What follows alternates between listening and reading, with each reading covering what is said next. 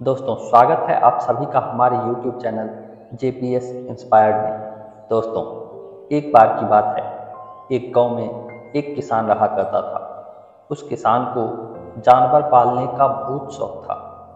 उसके पास पहले से ही बहुत सारी भैंसें और गायें थी, जिसका दूध बेचकर वह अपना घर चलाया करता था।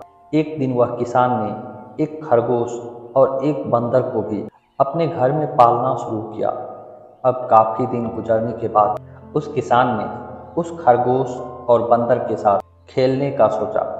उस किसान ने अपने खेत में बहुत सारे छोटे छोटे गड्ढे कर दिए और फिर उन गड्ढों पर मिट्टी डालकर उन गड्ढों को बंद कर दिया और किसी एक गड्ढे में उस किसान ने एक गाजर को छुपा दिया।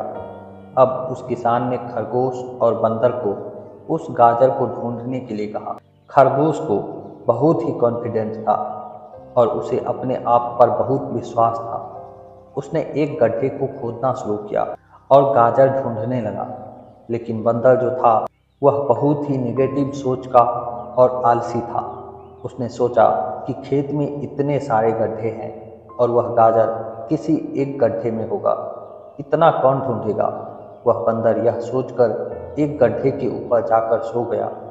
अब उधर खरगोश अपनी पूरी मेहनत से उस गाजर को ढूंढ रहा था। एक एक करके खरगोश ने सारे गड्ढे देख लिए, लेकिन उसे किसी भी गड्ढे में गाजर नहीं मिली। सिर्फ एक गड्ढा बाकी रह गया था, जिसके ऊपर बंदर सो रहा था। अब खरगोश ने बंदर के पास जाता है और उसे उस गड्ढे पर से उठने के लिए कहता है। जैसे ही बंदर उस गड्ढे के ऊपर से उठता है, खरगोश गड्ढा खोद कर गाजर बाहर निकाल लेता है और अपने मालिक के पास जाकर उसे दे देता है। बंदर यह देखकर हैरान हो जाता है कि जिस गड्ढे के ऊपर वह इतनी देर से सो रहा था, गाजर उसी के अंदर थी। वह सिर्फ एक बार खोद कर देख लेता तो गाजर उसे मिल जाती और वह मालिक की नज़रों में बड़ा बन जाता। यही सोचकर वह अपने किए पर पछताने लगा। दोस्तों, इस कहानी के माध्यम से हमें 3 बहुत बड़ी सीखें मिलती है। पहली तो यह है कि हमें कभी भी अपने काम के प्रति निगेटिव सोच नहीं रखना चाहिए। जैसे उस बंदर ने सोचा कि इतने सारे गड्ढे हैं और गाजर किस गड्ढे में है पता नहीं। यही सोचकर उसने उस काम को अपने लिए बड़ा बना दिया।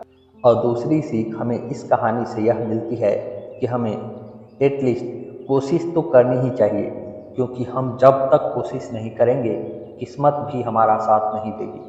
अगर वो बंदर जिस गड्ढे पर सोया हुआ था वहाँ से ही गाजर को ढूंढना शुरू करता तो उसे गाजर मिल ही जाती, लेकिन उसने कोशिश ही नहीं किया।